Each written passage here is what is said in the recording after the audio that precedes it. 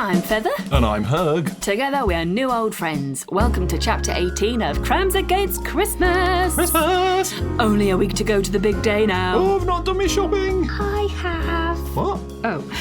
Anyway, on Richshtenshan it's already Christmas Day and the mood on the island has never been more tense. Richshtenshan. Richshtenshan. On with the story.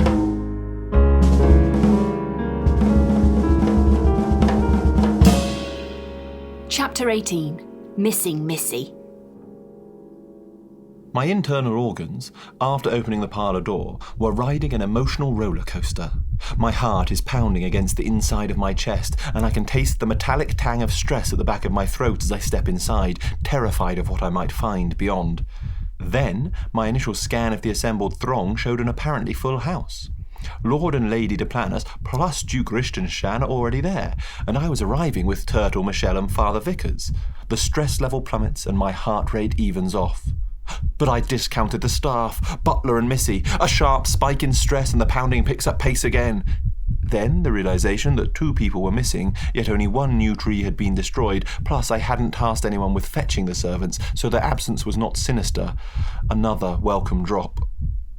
Finally, though, a terrible equation, resulting in the loop of uncertainty. 2 missing, 1 murder prophesied by the ceramic countdown of death equals 1 dispatching the other. All this took place within 30 seconds, and I had to battle to keep my face impassive as my insides were subjected to such powerful emotional G-force. But if I was going to play agent provocateur in an attempt to force the murderer into revealing themselves, I needed to remain outwardly composed no matter what was about to happen. My resolve on that front was immediately tested by Butler bursting into blazing, rage-filled eyes and yelling, "When I find out which of you did this, I'll kill you!" I don't know if you've ever found yourself in a room with strangers, over whom you've decided to take a leadership role, on an island with no means of departure after 4 unexplained and suspicious deaths, and had a member of the household staff address the assembly in this manner? If so, I'd be interested to know the particulars. Can't be too many of us about. Perhaps we could form some sort of correspondence club? But anyway, it's difficult to know how to react. Obviously, some reaction was called for, and, given the authority I'd shown that morning, all eyes inevitably turned to me. My hand instinctively went to the shard in my pocket, and I saw Vickers had pulled back his dressing table cudgel in readiness, but violence was thankfully not required. After glaring at us for a few seconds each, as though possessed by the power of the Gorgons to petrify us with a stare, the fire in Butler's eyes extinguished, and he fell to his knees, weeping piteously. "I can't believe it. The poor, poor girl. Who would do that to Missy? Monsters!" It was Vickers who responded first, making his way over to comfort the distraught Butler. It took the priest longer than you might expect, given the way he was ensconced in his protective downy layers, and his ability to physically soothe the weeping man was severely hampered. But it was still touching to see. There! The hardness in his voice that morning had been replaced with the lilting burr I had heard back on the boat, when all we had to worry about was the irritating circular speech of Brenda the pilot. He was stroking Butler's back as best he could, while the distraught chap heaved out great moans. "Poor Missy! She's gone! Killed! She's been killed! Killed to death!" "How did the bugger get the little thing?" barked Duke Richshtenshan, with all the grace of an elbow to the eye. Vickers looked up from his charge and gave the old man a look of visceral hatred. It was clear we were seconds away from another bout of accusation and counter-accusation between them, but it was at least delayed by Butler filling us in on the details of the maid's death in between sobs. "I went to chivvy her along with the milk. Oh, I couldn't see her anywhere. Daisy was sat very unnaturally on her hindquarters. I pushed Daisy over and Missy was there. Or her legs were. Her head was. She's dead." Butler broke down fully, tears streaming down his face, shoulders and body racked with shudders, and a cacophony of noises one would struggle to identify as human. The priest resumed his cooing and stroking. "It's okay, son. She's in a better place now." The shuddering mass of sorrow came to an abrupt halt, and Butler's head snapped around like a rabbit caught in the headlights of an onrushing vehicle. But unlike the unfortunate bunny staring back into the beams, the butler's eyes showed not uncomprehending wonderment, but utter contempt and fury. His howl was guttural and terrifying. "She's wedged halfway up a cow's ass, father!" In the silence that followed, Vickers made his hampered way to a chair and folded himself and his soft duvet shell down into it. The rest of the room was engaged in two simultaneous tasks.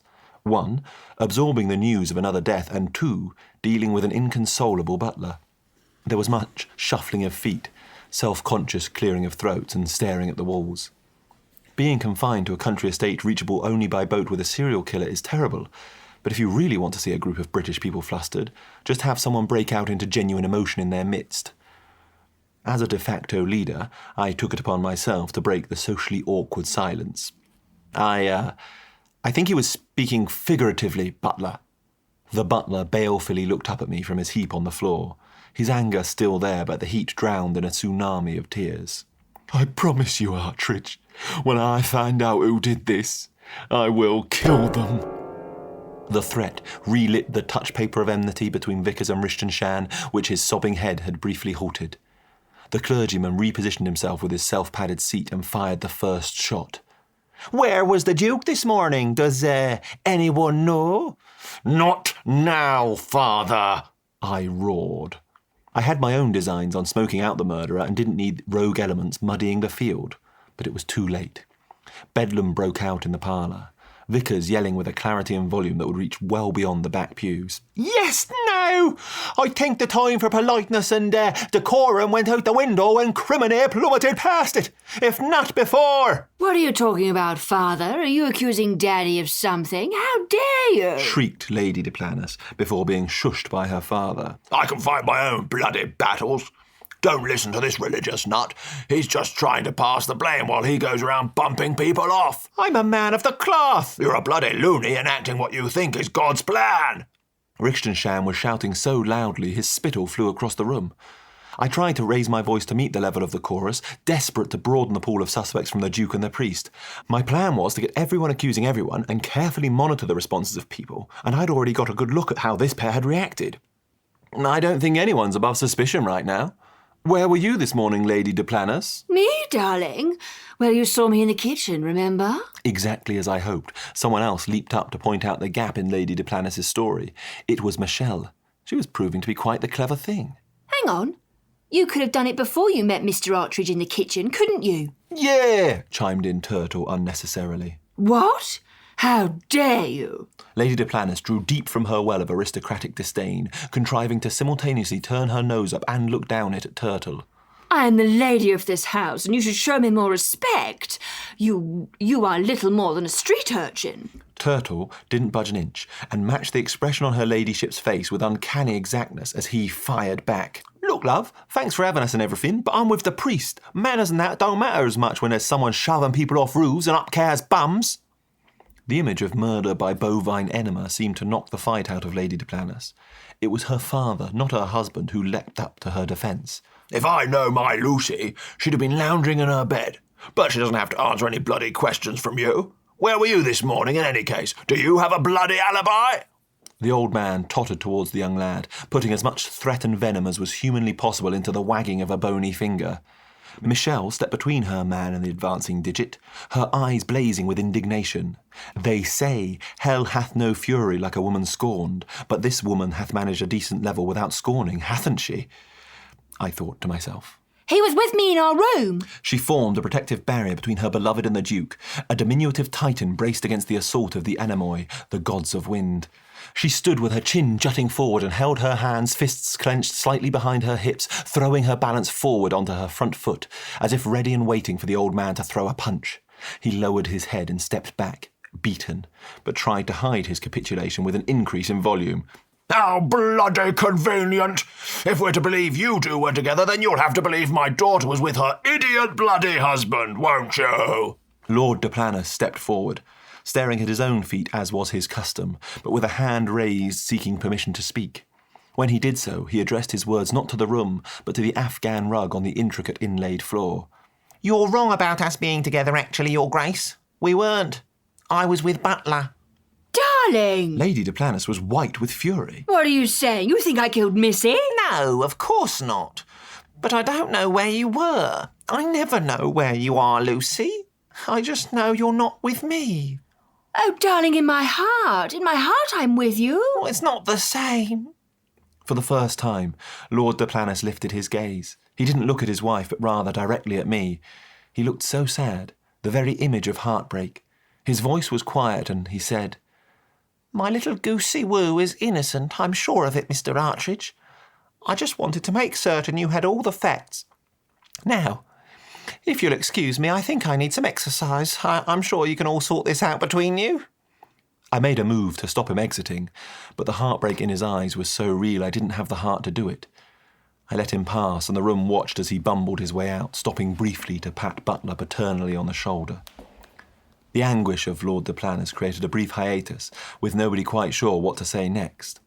The priest stepped up to fill the void with full force. "It's not Lady Duplantis. With the Lord as my witness, it is her father, Duke Richshtenshan. He knows the island, he understands chemistry, and he is a miserable, murderous misfit." Vickers' face was a novelty cherry-red golf ball on top of the white tee of his dog collar. It was an impressive display of anger, given he'd been as subdued as the rest of the room seconds before and had very little run-up to it.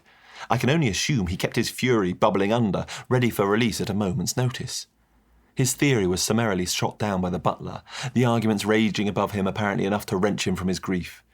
He did not stand, but simply lifted his head and shot the clergyman a withering look. The kind ministrations of the minister had clearly not been enough to rid the butler of his distaste for the church he'd shown on our arrival. "I'm sorry, Father, but have you actually been down to the paddock?